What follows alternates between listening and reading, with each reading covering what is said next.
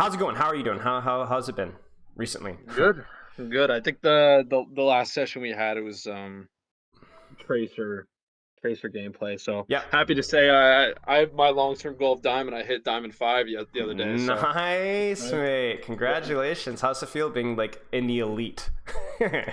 it's good. It's good, especially because I remember I was telling you like I think my pool was like Tracer Echo, someone else, Mm. and you're like, who do you like to play? I was like, well, I like playing Cassidy, and you're like, well, you should play Cassidy. I was like, Mm-hmm. all right, like I'm afraid of deranking, but I actually like played Cassidy a lot and I ended up getting better with him, so Nice, it mate. That's definitely awesome. helped. That's awesome. Yeah. That's awesome. Like, I feel so bad. Hopefully, this recording doesn't corrupt. I haven't had any issues since then. You're the only recording I've ever had completely bug out. So hopefully, Yeah, this one no. works out. Okay. So awesome, mate. Well, good on you. Cassidy, Tracer, all that juice should be good. And also the other thing as well, the nice thing as well is we'll go through your form obviously, and if you have any questions, but we don't have to go like as in detail because a lot of those questions I'm sure were kind of like set the stage for earlier. Yeah, Um, yeah, for Although sure. your form is very elaborate, I'm impressed. So let's take a look at this. So Yeah, I let me mean, just speed things up. why not start with hero pool? Like obviously you kind of filled me in with that. How are you feeling right now? Like how is the hero pool right now? Tracer casts. Yeah, so okay, like my plan now is kind of I think last time we spoke I was, I tend to think of myself as like a flex Yeah. kind of player. I think we aimed at like, me focusing on two roles and kind of off rolling Yep. one role. So I Yep. think this upcoming season I want to treat DPS as kind of an off role. So I'll just kind of play whoever I want and just like experiment with Yep. people and then just focus on tank and support.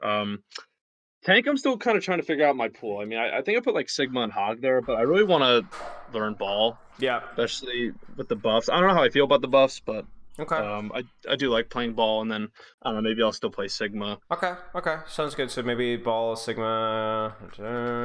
Yeah, and then Okay. support. Well, I what are we want to reviewing do. today? Who are you in this VOD? Okay, so today is support, Yeah. Mercy and Moira, Okay. and I was thinking to stick with that hero pool, but with the Mercy changes, I'm like so skeptical. I Are feel you like I have to dilly relearn the pickles whole. or Yeah. bloom dilly pickles? Okay, dilly pickles. Bless me. Okay. Yeah. I'm not so sure about the mercy changes. I'm not gonna lie with you. I think a lot of people are making fun of mercy mains, and because mercy mains funny. But I'm not a huge fan of them either. So I think like the beam stuff is like pretty cool. Not gonna lie, but Yeah. the mobility is like you're gonna feel it. You're going to feel the guardian angel Yeah. cooldown change. I think that's what most people are saying, right? It's like I think like the passive changes are cool and everything, but touching the mobility is just making me very like I'm really not looking forward to playing her at all. Yeah, Like I know I'm gonna give it a chance, but it's like yeah, I don't yeah. So we'll look at it, and then as always, I mean, you know how it works with Tracer, right? It's going to be all about like finding things, maybe just to do with the way that you approach the game. I mean, I definitely coach micro too, obviously, but like maybe even if you dump Mercy, we can pull something away from this that like we can apply to other support heroes as well. yeah. And I'd also like to kind of like look at the big picture game as well, like how you're approaching things. Okay, I actually think Mercy is one of the better heroes at like learning Overwatch fundamentals as long as you don't one trick her, because she misses the mechanics, but she actually gains a lot more attention to other things that other heroes don't practice as well as she does. We'll talk about that, I guess, in a second. Okay, so you want to off roll with DPS and focus on tank and support this season? Okay, sounds Yeah. good. And then where are you? Sigma Ball, Moira, Mercy for now. Maybe Mercy changes. Who do you think is going to be that other support if you end up dumping Mercy? Have to say, I mean, it could be like Zen, Lucio. I think I'm interested in kind of Okay. learning them, Yeah, but I mean they both got pretty significant buffs. I mean they're not massive buffs, but they're the ult charge thing for Lucio is definitely, and the 5 ammo for Zen is definitely something as well. So okay, sounds fair enough. I wanted to ask because I want to keep that in mind with the stuff that we talked about, just in case you do swap heroes. So I have a general idea of like finding skills with Mercy that will transfer over well. um, yeah, yeah. And okay. I think the one thing I do want to take away from today is more so just like kind of figuring out, regardless of who I play, like how I can kind of carry a little better with support. Because a lot of times I find myself like, being in that like heel bot position where I'm kind of just sitting Yeah. behind the team, and I'm like, what more can I Yeah. do here? Like there has Yeah. to be more I can do. Yeah. Okay, well, we'll good. We'll definitely help with that. Okay, so let's keep looking through your form here. I feel like I'm hard stuck in the support role, just able to figure out what I can do to improve, help carry close games to wins, yada yada yada. Um, And you elaborated on it there, where it's like you just feel like you're stuck in the heal bot mindset. Is that mostly it when you're trying to find out like what do I need to do be doing better to like break that or what exactly? Yeah, it has gotten the past few days because I have ranked up since like I think I'm like plat 3 now, which is good. But like at the same time, I think it's more so when, 'cause, like for example, if my team is running like a Zen and like I want to play Moira, Hey, right? pass Because some I think socks. with Moira I could typically like output more heals. Yeah, Like yeah. that puts me in a little bit of a sticky situation because like if maybe instead they're playing like Ana. Okay, Ana could put out a lot of heals and maybe I could like try to flank Moira or Yeah, something like yeah, yeah, be yeah. a little more helpful with that. But when I'm just like sitting in the back putting out a lot of heals, I feel like I'm just not contributing as much Yeah. in those close fights. I mean, especially when the rest of my team say maybe like my tank isn't as good as I'd like the tank to be or Mm. this and that. But Did you see my video that I released on YouTube yesterday? Subtle self plug. I don't think If so. not, shame on you. Wow, really? I'm starving and you won't even watch a simple YouTube video? I'm sorry. Okay, regardless, yeah, I think that one is especially applicable to like Moira Mercy players who end up being in more of the passive standpoint. The problem is that like when you hit a right click with Zen and you kill somebody, you're gonna be like, oh, well, we pretty much just won the fight. Nice job. I'm the greatest of all time, right? But the problem with like a lot of the more, I wouldn't say passive supports, but indirect supports, let's put it that way, is that you don't always necessarily get an immediate succulent positive reinforcement for doing the right things. So then the problem isn't that you're like, oh, I'm not, this hero sucks. It's more along the lines that you don't always know whether what you're doing is the right thing or not. I guess if that makes sense. Yeah, that makes sense. Like sometimes it's like damage boost, for example. Everybody knows that damage boost is better, but I'm not going to lie to you. 3 or 4 years ago, until it was like quote unquote popular common knowledge, people really didn't know damage boost that was good because it do you know if that target got the kill because of damage boost? How do you measure the extra pressure from the damage boost or the fact that you got your Valk 15% faster? You know what I'm saying? It's like, no, we're human beings, we're not AI, so we don't know how to track that exactly. And the same thing happens with Moira, and whether I lost the fight because I threw a heal orb instead of a damage orb. I mean, how many times are you gonna actually know that? Yeah. So it's like, I guess trying to figure that out. Okay, so we'll take a look at that here and give you something more objective that you can look at, so that way, if the game doesn't reward you, you at least in the back of your mind know that I did the right thing there or I did the wrong thing. Okay.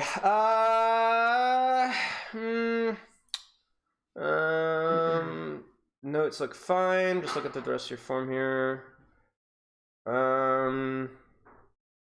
Okay. Okay. Sleep is, fine, I guess. I have to be kind of passive aggressive with that comment. I added an hour since. Hey, look at you! You know what? No, you know what? I forgot. Okay, I forgot that you were at 6 before. Okay, so we're good. Well done.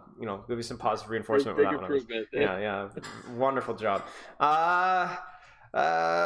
Consistently diamond. I'm sure we talked a lot about training schedule as well. So probably don't need much there either. I think weren't we talking about like how the best way to structure the double roll thing would be? Yeah, I think we had said like Yeah. 2 days each roll kind of thing. Which did you experiment with that at all? Yeah. I think it definitely helps like Okay. not constantly switching between roles. Yeah. Like on a daily basis. I think that's good. Okay, that's good to know. You're my little guinea pig, because if I ever have somebody else like that, I can point back. Oh yeah, classic deal. Yeah. So that works. Okay. And then what do you feel is holding you back from improving? I mean, this is pretty much the final question. Mentality and understanding. From a mentality POV, I find myself being more focused on the outcome than the process compared myself to others. Although I'm actively working to improve this. Did we talk about this with our last session? Yeah. I think it's improving. It's just still something I'm kind of working on. All right. I don't think that's. Yeah. I don't think we need to focus that much on Works for me. Also, understanding from a support POV. I guess we did already talk a little bit about that, but is there anything else you want to elaborate on understanding? No. Yeah, I think we could. Okay. All right. Jump in. All right. Let's do it.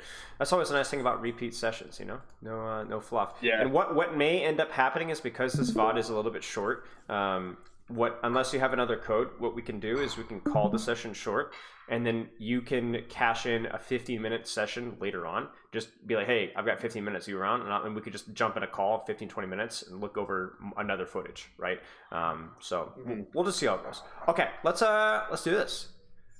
Dilly Pickles. I don't know why I even asked who you were. I should have known.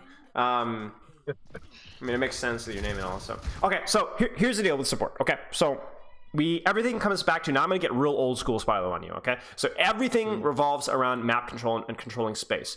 And then the reason why it's like that, the reason why map control in space matters is map control in space allows you to put out the most pressure. And the reason why pressure is the most is because that's how you push the objective the furthest and or get the most kills. So let me actually draw this. I pulled up stupid this, but I actually want to pull up paint because this is really important to understanding support mentality. Okay, so the way this works is everything revolves around angles, because let's put it this way. Are you in the stream, by the way? It's kind of awkward jumping from Overwatch to paint, so if it doesn't show up, let me know. I'm actually just looking through Discord, but let me jump on the actual. Well, no. I mean, Discord's fine. But are you in the Discord stream? Is what I'm asking. Oh, yeah, but I don't see anything. Nothing. Click on that picture, like my face or your face or whatever he was looking at before. Oh yeah, I always forgot I have to actually. Yeah. It's annoying. You in now? Yep. Nice. Okay, so this is what it's like. Everybody's in one box blue. Everybody's in one box red. And this is like bronze gameplay, right? We're just slamming our faces into each other. You know, whoops, that's horrible. You know, just like smashing into each other. And so the question then is what happens when one member of blue team, it's like the caveman mentality, like what happens when they escape the cave and they become enlightened, and I don't want that. And one of the cavemen goes off on a flank ooga booga, right? Nobody's ever heard or seen that before. What, the Soldier 76 or the Tracer or whatever is taking an off angle, right? Well, that's a problem, isn't it? Because now all of a sudden, Ooga Booga Team Red used to hide behind the wall, right? And they'd peek out and it was like cover, right? Well, now all of a sudden, is this provide any cover? No, it's not. It's no cover at all. In fact, not only is there no cover, but Team Blue was so used to fighting Team Red's tank because Team Red's tank was the big fat person in the front. Well, guess what? When you take an off angle or flank, you don't have to shoot the tank anymore, do you? You can actually shoot the squishies in the back line. So there's more of a chance of getting a pick, right?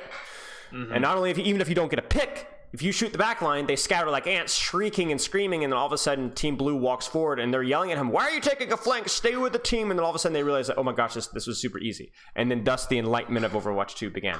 Okay? And so what ends up happening is then people start to take flanks, and then Team Red starts to take a flank, and then they realize, oh, actually, I don't like taking flanks. This guy destroys me, so I'm going to take a different flank. Or maybe I don't take a flank. Maybe I go to high ground, and you've got this monstrosity. Like, this looks like the atomic chart on my screen right now. But anyway, long story short, that's why flanks matter, right? It's all about taking the best positions, the best angles, so that you can shoot backline, that you could disregard cover, and then finding out, where can I safely take flanks where I'm not going to get isolated and killed by things like balls and tracers and winces and things like that, right? So anyway, that's why angles and flanks matter. Now, your job as a support is to play to your strengths as the hero, but whenever possible, support map control instead of just AFK heal botting tank. For example, as a Moira, I can stand and sit on my tank and just dump healing into him all the live long day. However, that might not be the biggest return on investment as opposed to hardcore flank Moira and or hardcore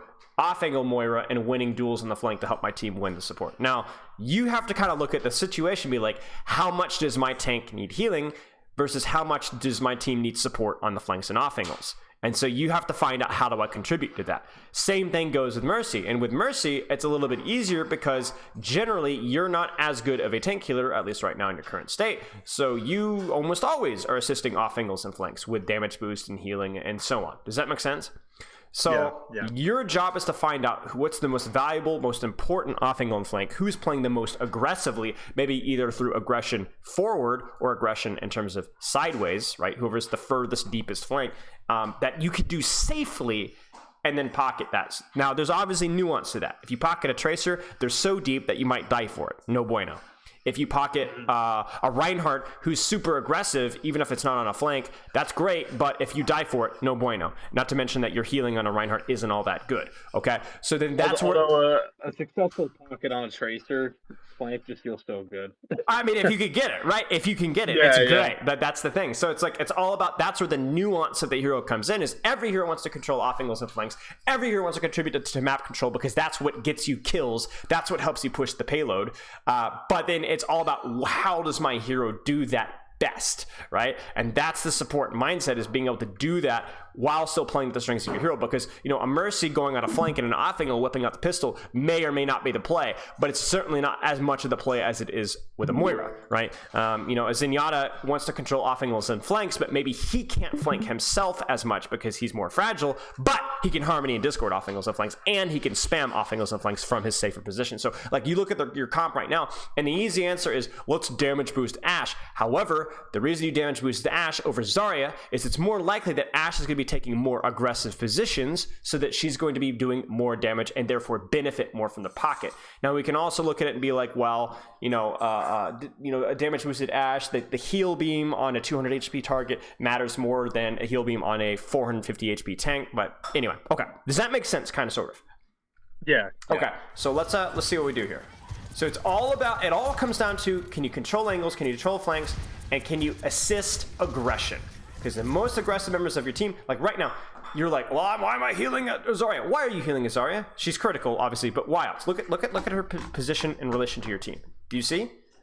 Yeah. Why on earth would you damage boost your Ashe right now? Is your Ashe in any position to hit a shot? No, she's not. No. Now, if she turns the corner and gets to here, damage boost your Ashe once this guy's not critical. But yeah, that's the mindset that we have to be in. And by the way, this applies to Zenyatta. Who do you Harmony? Who do you Discord? Well, you don't prioritize your tank, but right now, you better gosh darn believe it, I would be Harmony my Zarya. Even though it's only 30 healing per second, she's so much more aggressive than the rest of my team. And who would I be Discording on the enemy team? Probably the Hog. Right, why? Is that an Ashe over there? Yeah, Yeah, the it's an Hog's Ashe. like right up in her face. Right, either the Ashe or the Hog, because they're the two most aggressive targets, right? And as Lucio, I would be speeding my Zarya. You see this? And I would be booping away the Hog. Or if we pushed, I would be diving the Ashe while speeding my Zarya. And you kind of see how like every hero enables this in a different way, but it's all from the same mentality. Okay, so let's see what we do here. And now, who should you be damage boosting right now? Probably the Genji. Right? If you get the opportunity to, a damage boost in Genji wouldn't be too bad here. Normally not a hero you damage boost, but right now, not bad. Now let me ask you a question. Should you damage boost your Ashe right now? I mean, I don't think it would be a terrible decision, but she's not like, I feel like probably not, because Zarya is kind of like in her way, and I don't really know who she'd be shooting at. It's not bad, but maybe it's not optimal. Let's keep watching. Yeah. But we're gonna keep an eye on her. The second that she starts to take aggression, then we're gonna try and help her out. Yeah, I think now I'm looking for like the Genji, but he drops down. Yeah, you lose your beam on him, which sucks. So, ooh, bless me. Holy mackerel. Always going for the risky reses. Now this kind of stuff we have to cut out. What you're doing right now.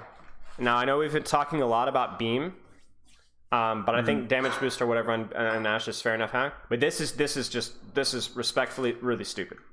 Trying to give you a good like this is just tra la la la la. Like don't do this.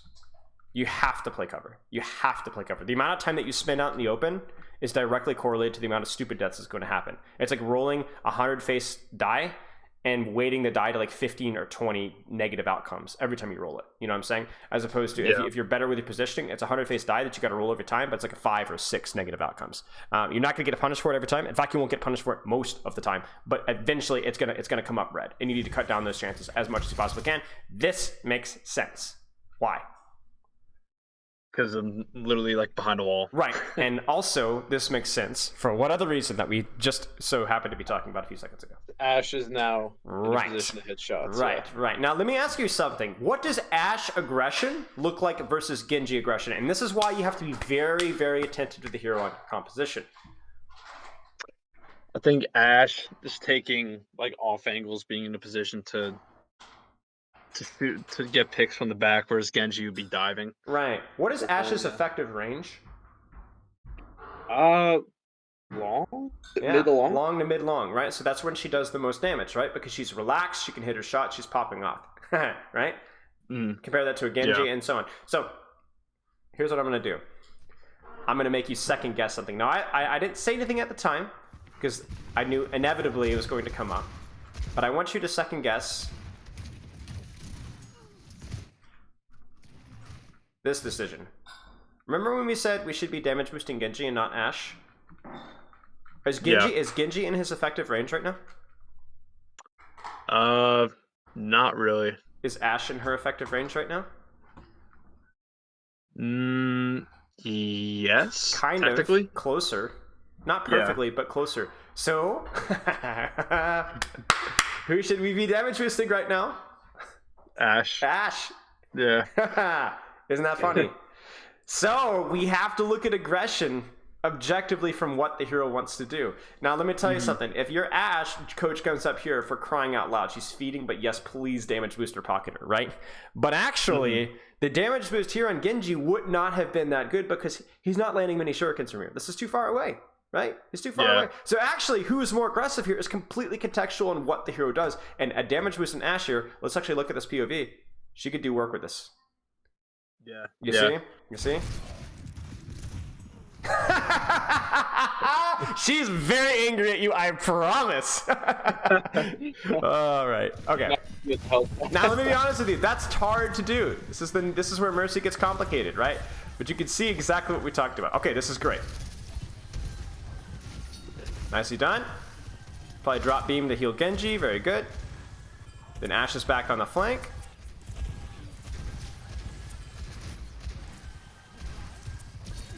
Now let me ask you a question. Who should you be damage boosting or pocketing right now? It's not so obvious now, is it? Nah, not really. I would guess Zarya just because she's closing in, but Sure. I don't. Sure. Because that Mercy's probably going to get away. Let me ask you a question. If you're not sure, it's usually, well, it's not, I guess this isn't a question so much as a statement, so, whatever. When you're not sure, it doesn't necessarily mean that there's a bad choice. Yeah. You kind of see what I'm saying? It's like right now, I'm not sure either. A damage boost in Ashe right now would be very valuable, but that might also mean that these guys don't get support. So I probably feel like one of these guys is probably the better option, but I don't know which one. I don't think it matters. I think a damage boost on either one of these targets would be good, right? So there's no bad choices here. So let's see what happens. I do think the heal beam here goes on for a little too long, right? I think that's a consistent theme that we've seen a little bit so far, but I don't think it's a bad thing. Reflected dynamite kills the Mercy. I didn't even notice that. That's wild. All right. And you could Valk this, by the way, if you wanted to, just to confirm the point. Even if it's a 4v5, it's totally fine to use Valk. Yeah. I think that's another thing I need help too, is just like decision making on ulting with support. So there's some support ults that are used responsively. In other words, I think a trance is obviously, or beat is a support ult that does very well reacting to something the enemy team does, because of its defensive properties. But Valk is both offensive and defensive because it enables you to pocket and play more aggressively, as well as the AoE damage boost. Nor does it provide enough like big burst healing to really justify it used retroactively or responsively, because it might be too late. So like here, it's like, this is hindsight coaching. Maybe this Genji blade pops off and the Valk is wasted, but you don't know that for sure, do you? You don't know that. And I think that's where Valk used to just confirm fight wins is totally fine. And even using it before the fight gets to here. Like, you could use Valk right now, and your team would get a significant advantage. Do you see that? Yeah. There's a fight happening right now. Use the Valk. You would get a little bit of AoE pocket in these guys. You would get a lot of survivability from yourself. I mean, think about the new Valk as well, right? So, like, you would get a lot of healing, a lot of survivability, a lot of movement, right? And then that would probably win the fight. And then if you're Genji Blades, you can follow him because you're Valking. And so, yeah. So I think here, we need a sooner Valk. And I think that's something that's very, very direct that you can start practicing right now. Like, what you do right here is crazy if you don't have Valk. And you're probably going to die for it. Yeah. Okay. And so what was felt like, oh, I don't want to use it because the fight's guaranteed. Well, you make a big mistake, and then your Genji makes a big mistake, and then, well, Yeah. Goodbye. You're giving me a lot of red faces on that die. This is like a 90 faces of these are red. Oh my goodness. Okay. Yeah, this is a goodbye. Okay, yeah. Well, the die came up. Unlucky. All right, let's It's all right. Nice. Now let me ask you another question. What you just did there is a really important skill to develop, and that's actually something that I'm actually have a video all cropped and chopped up. I'm going to be putting out, and hopefully in a few days to talk about this. So look at this right here. Genji's critical. Ashe goes, oh, right there, and you notice I immediately turn around and pocket her. All right. let me give you a little life hack with Mercy. Don't rely on them making grunting noises to actually check how they're doing.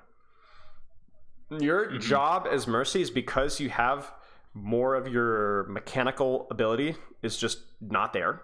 You have more space to check your surroundings of both the enemy team and your team at the same time.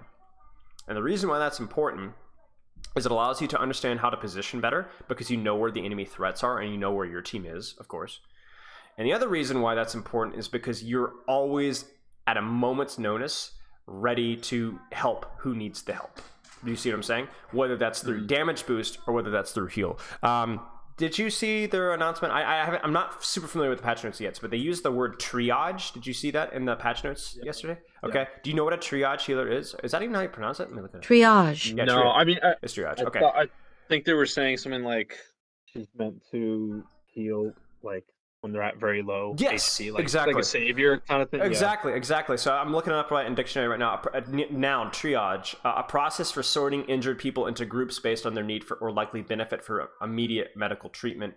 It's used on hospital emergency rooms, on battlefields, at disaster sites when limited medical resources must be allocated. I mean, it makes sense, right? Somebody's at death's door. You generally don't want to treat the guy with stitches necessarily. It's not as much of a priority. So that's the same thing with you, and that's why the awareness matters so much, because right now, if this Ashe doesn't get healed, she could be in serious trouble. If this Genji isn't get healed here, he might be in serious trouble. And that's why it's very easy to slip into like a hypnotic, relaxed state as Mercy, but actually that's one of the worst things that you can be doing.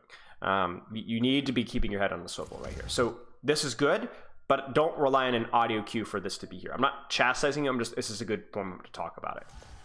Yeah. Okay. And that, by the way, is a very good support skill, regardless of whether you're playing Mercy Moira. Good general awareness is crucial. Crucial. Absolutely crucial. Zenyatta, you know how you beat Tracers in a duel? No. Know where they are. Never forget. Never forget where the Tracer is. And if you do that, you will win 40-50% more of your duels. I'm not even joking. It's the best thing you can do.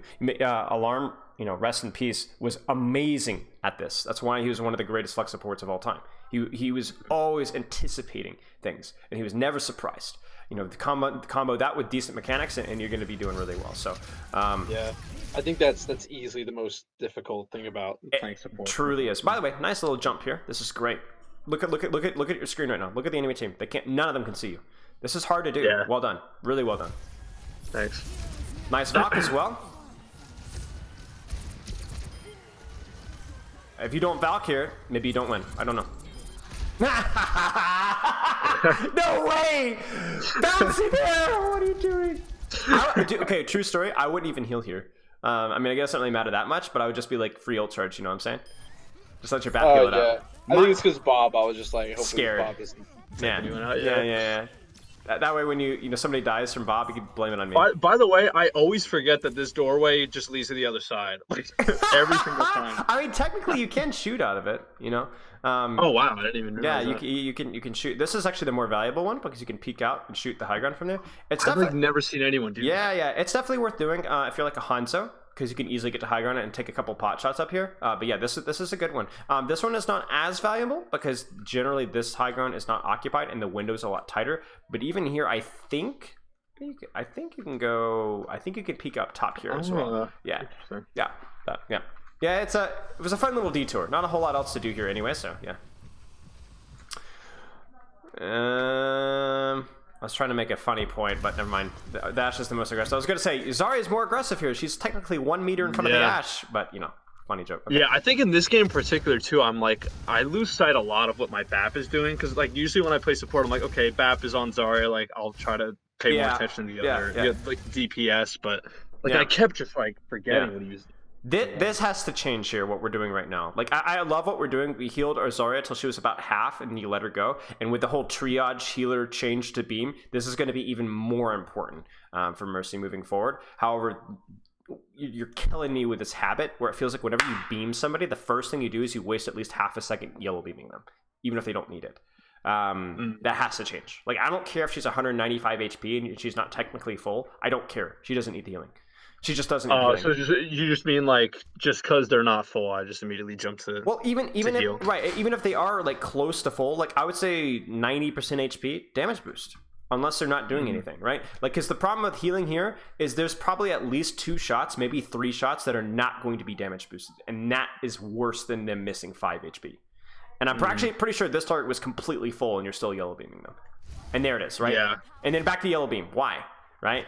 It's like a nervous tick that you have, right? Yeah, It's a nervous like I'm tick. just petrified Right. of them dying. I reviewed a Platinum Mercy on console last week who was really, really, really good with her beams, so we didn't talk about it much, but this is something that new Mercy players are gonna really, really need to get like perfect at. You need to do this one in your sleep. Not critical, don't heal it. Damage boost. Obviously there's nuance to that one, but you know, this has to be done. That was actually like beyond stupid and then like the most Chad thing I've ever seen in my life. You're like, oh no, I'm out. I'm out. Boing. That's the funniest thing I think I've ever seen. Boom. I have way too fun with the movement, dude. I like take the biggest risks. Let's see this. Let's see this. Let's see this. I have to see this. This is some phenomenal. Okay, here it comes. He's out. Wait for it. Boom. Yeah, just kidding. Yeah. Okay, I mean, obviously, this is a situation where it's just like the Genji's safe. You need to let him go. Yeah. That's interesting. Yeah, I never really realized till watching it back how scared I am of like just letting someone go. Yeah. I mean, he's built for it. You know, he's got the mobility. He can handle himself. You know what I'm saying? And the other problem with going in here as well, just a minor thing, is like generally you always want to have an escape route. Once you're in here, you're cooked. You know what I'm saying?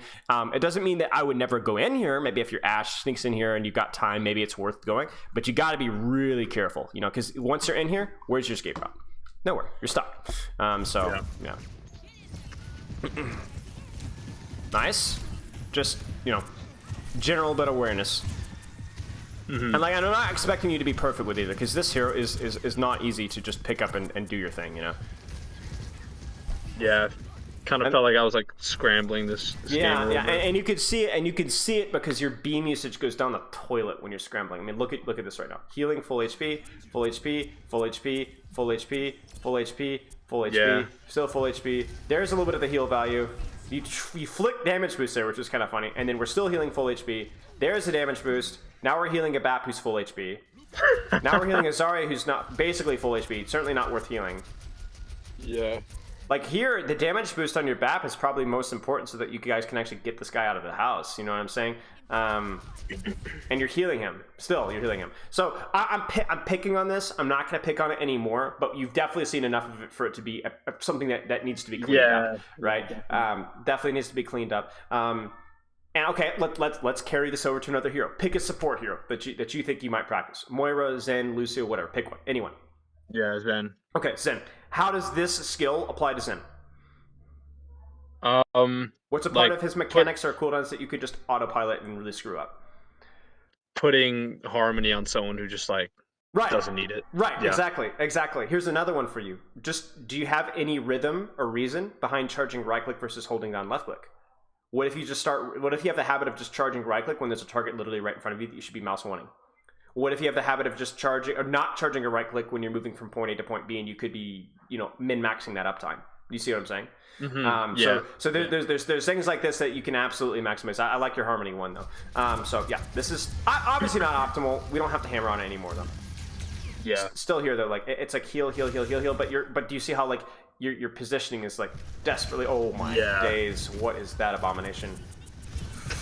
Oh my gosh. You could back this. You could back this. It's a winnable fight. Yeah. Winnable fight. Messy fight. Time to back it. I think it's just Zarya here. I mean, it was winnable at the time. I really think this Valk was fine. This Valk was totally fine. If anything, it could have been used earlier. Your healing stat has to be through the roof. Yeah. Yeah, I have noticed that. I ended the game with a lot of heals sometimes. Yeah, and we see why, right? We see why. You know, a lot. It's like it's not a good thing.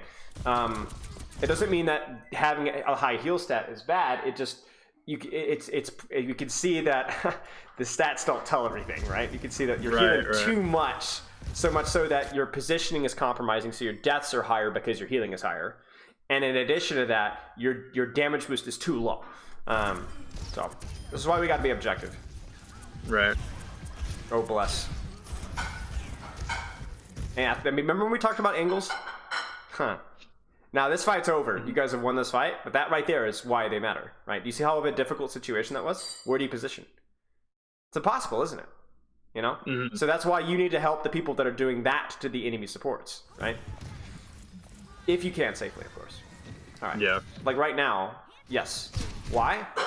Because Ashe is the most aggressive angle, the most aggressive. If you control this high ground, it's everything, and you can help her. Now, don't die for it like you almost did there. But, well, death is coming right here anyway. Right. Oh my goodness. I hate with the dynamite. I just. Okay.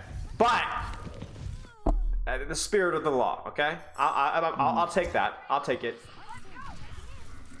You know. Yeah. I'd rather you do something stupid like that, but you're trying to do the right thing. Because at least we're building good habits.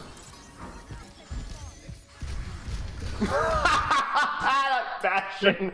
Buy him! Surely that'll work. Surely, guys. Bastions are so dense, man. I'm not gonna lie. I've never seen an ultimate more abused like that ultimate. Damage. Then heal. Then damage. Too slow. Do you see this? Yeah. Too much. Yeah. All right. Like I said, I won't hammer on it, but I will point it out quickly. Swiftly. Try to get to this Genji.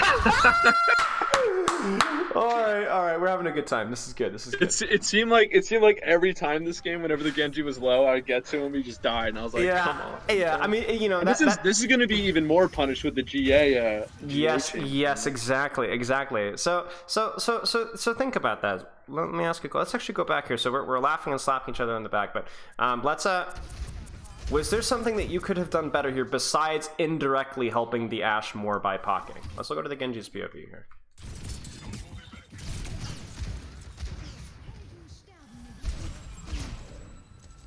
Like, I don't know. I guess I should have been on him, I guess, because BAP isn't there. I mean, I just could you have been on him? Remember, there's a hierarchy of needs, right? Yeah, I mean, there's not really much cover there. It's kind of right. You would have died. So you dying is the #1 enemy because generally you're the squishier, easier to kill target, and you can always resurrect. Okay. So if they feed in a location where you are, it's impossible to help them without you dying. Don't do it. Now, I'm not saying never pocket somebody who's playing aggressively. In fact, you should be actively looking to pocket somebody who's playing aggressively. But what you need to be looking for when they're playing aggressively. Remember the Ashe went up here? That was an aggressive position, right? But did you have to stand here? No. Where could you stand?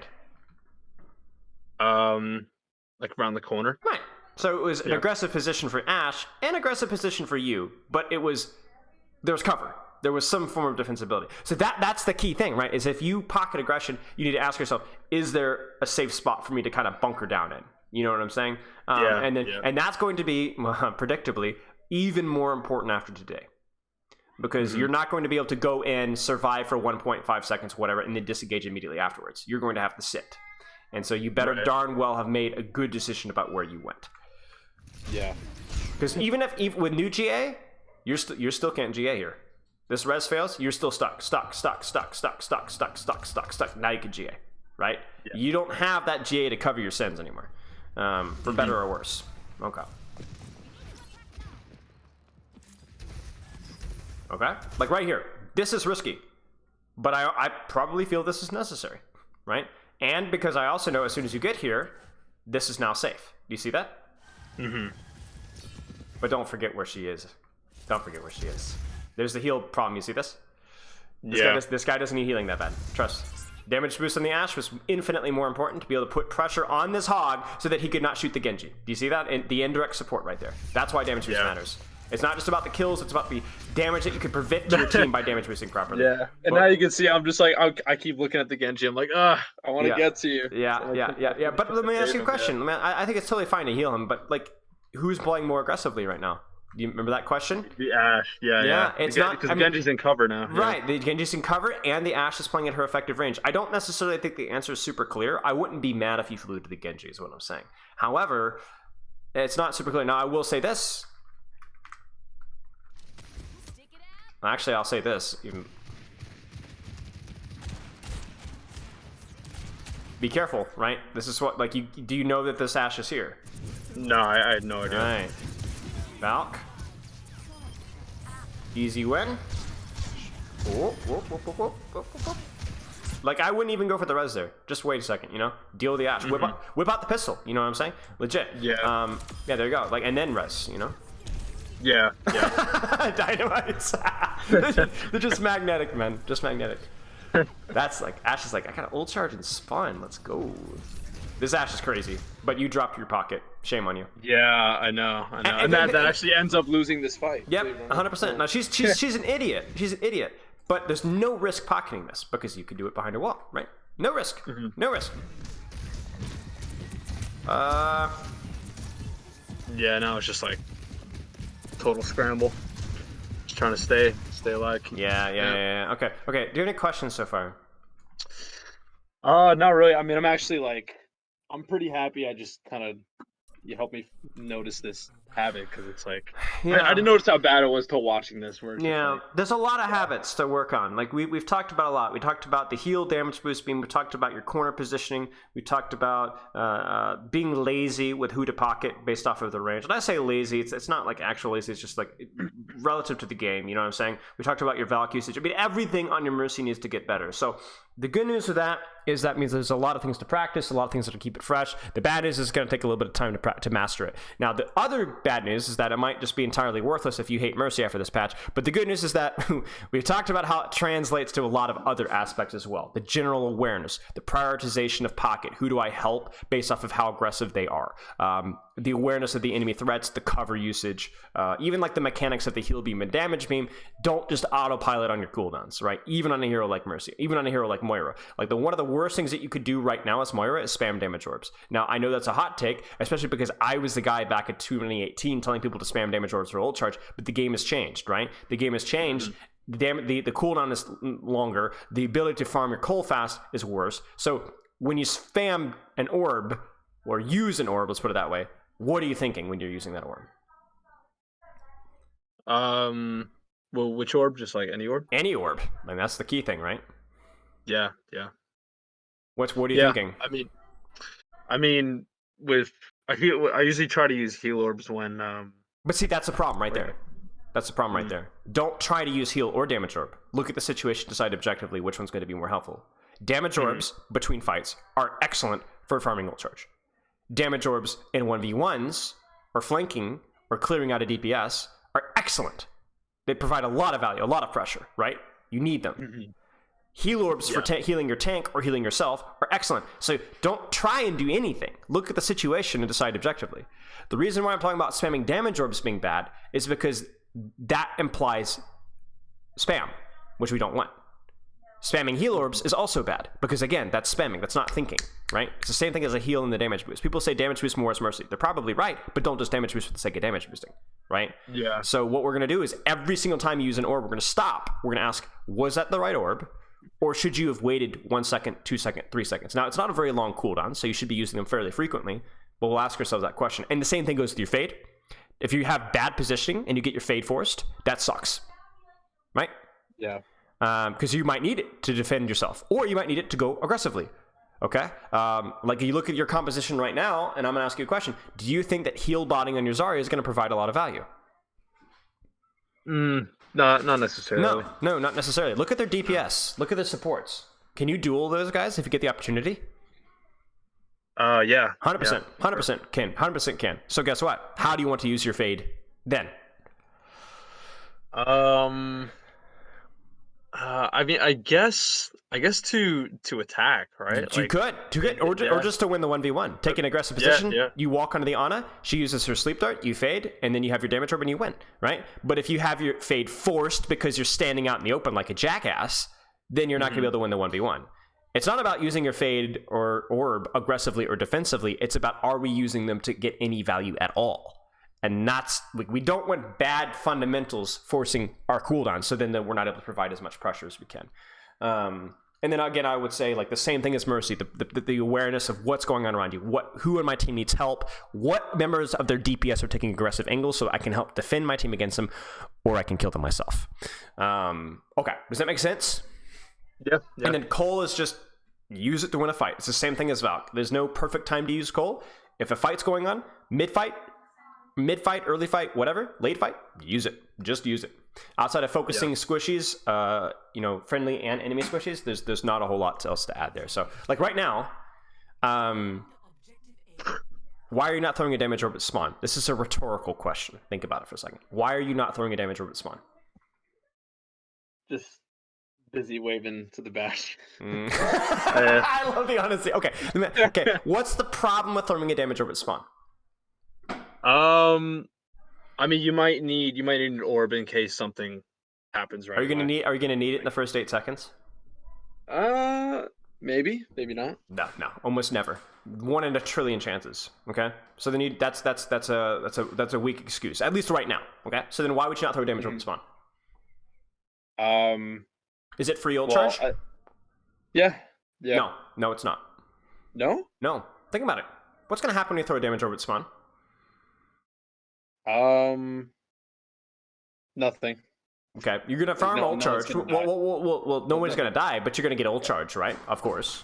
Yeah. But then who else is going to get ult charge? There's supports. Do you like Coalescence, Nano, or Valk better? I'm not so sure. Yeah. I mean, if we're pros, maybe I like Nano a little bit better. I was gonna say Nano. Yeah, but I'm not so sure. So it's not a bad thing. It also tells them that you're on Moira, by the way, but that's not exactly a big thing either. So it's not a bad thing. But I just want us to get in the habit of thinking, right? For example, here's a situation. Okay, they just used Nano and Valk last fight. Okay, you are on 75% Coalescence. Should you throw a damage orb at spawn?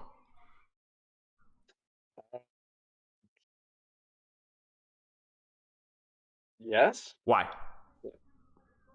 Because then I can get to my ult quicker. Right. You need it for the fight, right? You would hate to die and lose the game at 95% ult charge, so use the damage orb. Okay. Do you kind of see what I'm saying? So everything revolves around thinking about it, right? Everyone wants the black and white rule of how to use or what. No. Shut up. Get good. Think about it. You know, you're smart. You've come up with the right answer every single time. You just have to think about it, and that's going to apply to every support that you want to pick up. Okay, so I never thought about that. It's really interesting.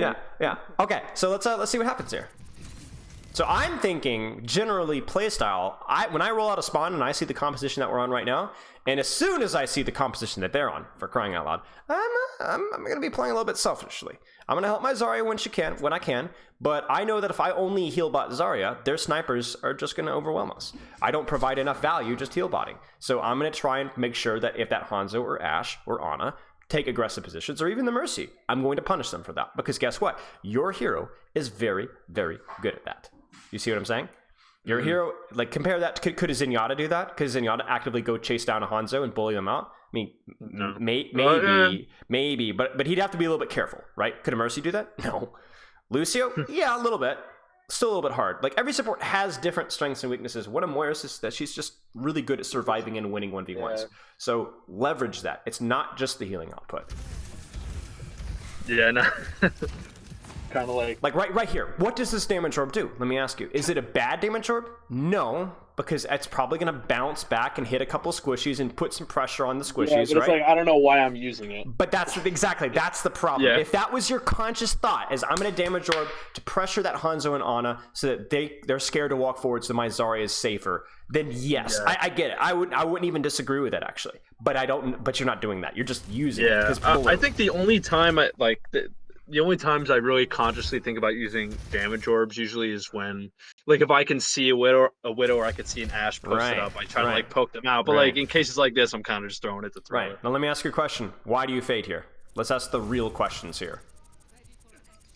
Wait, do I fade? Oh yes, you fade. Well, you get dynamited.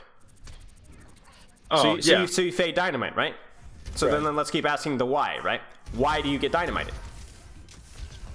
So I'm like standing right in open space. Why are you standing out in open space? Trying to stick to my Zarya. Does that look like what you're doing right now? Yeah, not really. What does it look like you're doing right now? Trying to right click. Right. Why are you trying to right click? To keep my heal Okay. bar. So at let me max ask you a out. question. Is that a legitimate reason to right-click? Of course. But remember we talked about hierarchy of needs. What's the most important thing for you as Moira? Is it to keep your heal bar full, or is it to keep yourself alive with good cover usage? The second one. Right. Now, you are going And to also need to my heal right-click. bar is like pretty high already. Right. Now, I'm not saying don't right-click, but you need to find, right now, there's too much of a risk for this investment that will have with minor return right now. You see that? Because you should get hooked here. It's not even the dynamite. I thought for sure that you were dead, period. And so now you don't have your fade, which means not only are you vulnerable defensively, but you cannot play as aggressive as you could. Because having fade allows you to play aggressively. You can't play aggressive right now, because if you play aggressive, you die. Yeah. And let me ask you a question. If you had damage orb, would you throw it at that Hanzo? Yes. There's your pressure right there. Remember how we talked about damage boost indirectly protecting your team? That's what damage orb does. That guy takes the aggressive angle on your Zarya, you throw a damage orb on, he has to back off. Now your Zarya is taking less damage, and it does more healing than actually healing your Zarya. Now that's very difficult, right? And this is how Moira's climbed. This is how, like, even to such a stupid, respectfully fundamental, basic hero like Moira, you could still climb the Grandmaster with, is doing things and making decisions like this. This damage orb, is this good or bad? I mean, I feel like it's kind of late, but like it's not the worst thing. But Right. But it doesn't really accomplish much. So let me ask you a question. You're up 2. What should you do? How about you walk forward, throw a damage orb at the backline instead? Yeah. Or walk forward, aggressively right-click, and then look to heal orb yourself or your Zarya as necessary. Probably a little bit too risky for me, but like let's at least be thinking about these before we just push. Yeah. Because it's going to get ticky, but... Wow, you got really fortunate. I got a lot of ticky. You were saying something, sorry. No, I was gonna say, I think a lot of times too, when the game just starts like in a choke like this, I'm less hesitant to kind of push forward just because it's they're gonna spawn right there anyway. So I'm like, is it worth it? Like, yeah. I see what you're saying. Fair enough. Now let me ask you a question. What do you think about this damage orb? Nah, just kind of an autopilot. Yeah, and look, the funny thing is, if you damage up the sauna, I think she dies. But you actually just straight up bounce it off the floor. So, like, even this, like, this damage, look, this Ana is like, oh my days. Like, it's annoying. Zarya's just going in. Good use of cover, indirectly. I'm sure that was on purpose. I mean, you're thinking about it. You're thinking about it. Okay. Yeah. Okay. Here I'm trying to find the Ashe. I'm like, I have no idea where she went, even though nice. she went up top. But probably it kind of sucks, but nice. Okay. This is where we talk about the awareness. You know the Ashe. You're aware of the Ashe. I think you're gonna mess this up because you just messed it up. I'm not gonna lie to you. But you don't forget about the Ashe, and then in fact you see the Ashe, and you're like, "Where's the Ashe?" But you know what? I respect the intention here, because if you saw this Ashe because you were looking for it and you almost did, right-clicking this Ashe right now could be life-saving for your team, or be the death of her. Right? So this is cruddy, but I love the intention here. I'm kind of like, did I miss her completely? You missed her completely. That's crazy. Listen, it's Overwatch. Visual like color happens all the time. Don't feel too bad about it. Now, I knew this was coming. I knew it was coming. I knew the damage orb was coming. You know, and it's like, it's not even a bad orb, but I'm like, what about like if you damage orb this Ashe? You know what I'm saying? Force her off the angle, take some pressure off of your team. You know? Yeah, she still hasn't even been healed this whole time. Right. Now, and again, maybe this is still the best value because it's going to hit all the squishies. You're going to get some nice juicy ult charge out of it. Maybe you're like, they already have support ults right now, so I might as well just spam, because that's another one. If they already have support ults, then there's no reason not to spam damage orbs just to farm up your ult charge as fast as you can between fights, right? Because you're not feeding support ults anymore. Do you see this? But do you see how complicated this question becomes? And you're just starting to scratch the surface of it. That's what we need to start doing. We need to start asking ourselves these questions. Maybe it's not the biggest return on investment thing to work on with Moira, but it's certainly worth our attention and our effort. Right there. Big damage orb, right? Big damage orb. Yeah. Now, he gets directed, but I don't care. Secure the kill. Excellent. Cover. I don't want this. I don't want us floating. You know, this is the mobility curse. Oh, I can always fade. No, we want you to be playing aggressively because you have fade on corners. You know what I'm saying? Not floating around and getting your fade forced for absolutely nothing, right? Yeah. It's like being so rich that just money falls out of your pockets. That's idiotic. You know what I'm saying? You do something with that cash. You know? Right. I don't care if you spend it on a day in Vegas, but at least do something with it. You know what I'm saying? If you're gonna waste it, properly waste it. Okay? Yeah. What do you think? What do you think? This one's tricky, isn't it? I throw a heal orb here. Okay. You can see it coming out. Okay. Would a damage orb be better? I mean, maybe for the Ana, like definitely. You not see for the that Ana. though. You see that though, right? You see, it's not Yeah, so yeah. obvious, is it? The heal orb is objectively a good choice. But the damage orb on ticking the Ana and forcing her to play more defensively, maybe there's no nade fall, maybe there's not as much heal fall, maybe she can't hit the sleep dart, maybe she actually dies because there's some follow-up damage from your Bastion. I don't know. Maybe you damage orb, you heal your Zarya. Remember the off angles? Who's playing most aggressively in the enemy team right now? Well, it's obviously the Roy. But do you see the context here? If you're able to track their position, look at your Ashe. Or look at their Ashe, excuse me. Maybe if you threw a damage orb in here. Yeah. Now, I'm talking about a ridiculous level of awareness that is really completely unrealistic, but it's worth thinking about. All right, let's see what happens. Right. Definitely need to heal that. Nice. That's okay. Okay.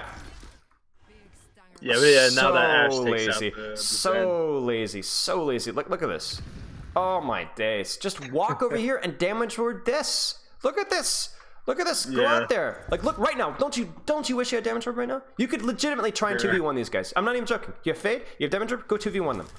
Go get her. Go get her. Oh, you're dead. Don't even care. Don't even care. And that's it. Yep. But did you see like how you can make this hero so much more fun and interesting? Yeah. Yeah. Like I'm a confirmed Moira hater, but like there is still a lot to the hero. Okay. Heal orb for safety. Cover. Good. Nice. And now you can peek out on this Ashe, maybe. Just walk here and aim right at the Ashe. You know what I'm saying? Just. Yeah, because it's kind of like, I guess it's not really even necessary to throw a damage orb when I could literally just right click. Well, I would do both. Do both, you know? Because now you already have the ult, so there's no point farming ult charge. Your damage or your orbs are strictly for healing or for offensive pressure now, right? I guess I could have directed that damage orb towards the Ana. Sure, well, or maybe actually aimed it directly at the Ashe. My concern is that this is like, yeah, you're aiming it at the Ashe, but also kind of like, I don't know. Maybe I'm being a little bit too nitpicky here, but it feels like even then it wasn't like really. You weren't really trying, you know? You just saw red, or I guess in this case blue, just kind of press the button. Yeah, no, I mean, very rarely with Moira am I like consciously... Oh my goodness. I mean, that damage orb is good, but your positioning is crazy. I mean, there you go. Do you see that? If you don't damage orb this, she survives. 170 HP. And there it is. One direct and she dies because your orb did like what, 45, 50 damage? There it is. Yeah. Your positioning is garbage, but nice orb. And and would you prefer a heal orb now? Yes, but why would you prefer a heal orb now? Well, because I was in bad positioning. You're in bad positioning, right? And that kind of goes back to what we were talking about, where you got punished, and your first response here, if you're reviewing yourself, might have been, oh, I should have saved heal orb. But no, your positioning sucked. The orb was good. Your positioning forced you, or would have forced you to use a cooldown aggressively, and that's why we trade. Yeah. You should have just lived. By the way, there was no real opportunity to coal there. They weren't really pushing. Your team wasn't really pushing. But as soon as that trade would have happened, you would have liked to have used that coal. Totally fine. Needed that range support. If they walk forward at all, or your team walks forward at all, use it. Lazy. I mean, literally right now, I would not even use my orb. I would sit on it. Nothing's happening. Now it's an 8-second cooldown, but you wouldn't have that cooldown available immediately, right? Let's wait. Do we need it? Do we need it? Maybe. Yeah, would have been. Maybe the heal would have been useful there. Maybe. Certainly now we would like to. Immediately look for an opportunity to orb. But yeah, I mean, would it have been useful? I don't know. But it's about playing the odds. Remember what we talked about? Was that damage orb bad there in the long run? Probably not. I think this fight's lost either way, but it will be in the majority of fights. Yeah. and this is too late. It's over. Yeah. It's honestly fine there to just be like, it's too late. I'm just not going to use it. You know. Ends up working out okay though. Like to see it? Let's get her. Get her. I was shocked we did this. I mean, they overextend. Nice. There we go. Love to see it. Love to see it. Okay. Let's how much time more time? We got a few more minutes. Yeah, they end up pushing it to the point where. Okay. Here's another question for you. If you are using your damage orb for just spam for ultimate charge here, okay, which is, you know, probably not the best move as we discussed, but whatever, okay, then how would you aim your damage orb? Do you see the problem with what you're doing right now? Yeah, aiming it at the Ryan who's literally not gonna. So, well, you're farming ult charge, right? Yeah. How about if you aimed it right here? Just right to the our left of the Ryan, his right. Just over his shoulder. So I can catch the Mercy in it? Right, so you catch the Mercy. So even just for farming ult charge, you could do it better. Now, the other thing about Mercy is she heals herself, so that's free ult charge for you, technically. So, but you don't. You aim it smack dab on the Ryan, and it doesn't hit anybody. So even for ult charge, you want a little bit of extra thought. Yeah. And before this session, I really never even thought about like ult charge, like from that perspective, just it's like not, using something to farm or. True. Yeah, it's not the most important thing in the world, but it is an added benefit out of thinking about your orb. Yeah, I think really the only hero I've thought about ult charge in that way was like Tracer, just farming off like a hog or something. Okay. Do you have any questions? No, nothing. Okay. Nothing particular. What's the checklist for support? Period. We'll type this in your channel. What's the checklist for support? What needs to be practiced? I would say first and foremost, just being able to improve my decision making, like making a conscious effort of positioning and when to, for example, I'm playing Mercy, like damage boosting, not just mindlessly heal botting. Okay. Well, so Mercy, focus on positioning, damage boost. Okay. Healing.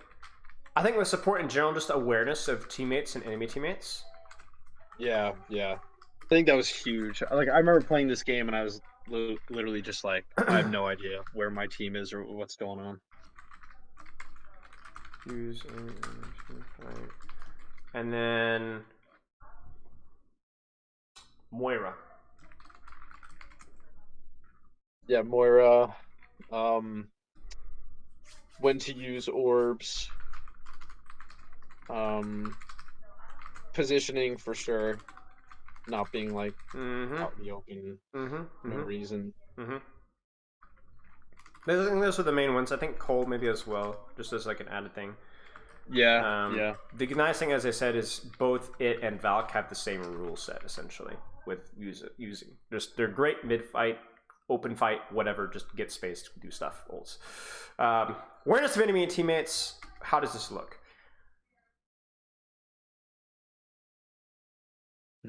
Yeah. Looks good. Yeah, I think that awareness is huge. Okay. Just general awareness. Okay.